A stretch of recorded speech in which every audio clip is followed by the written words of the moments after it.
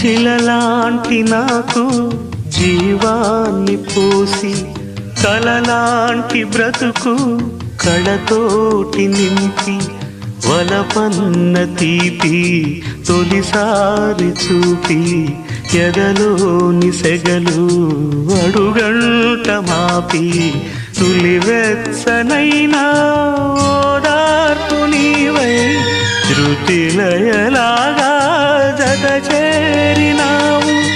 నువ్వులేని నన్ను హింసలేను, నా వేదనంతా నివేదించలేను.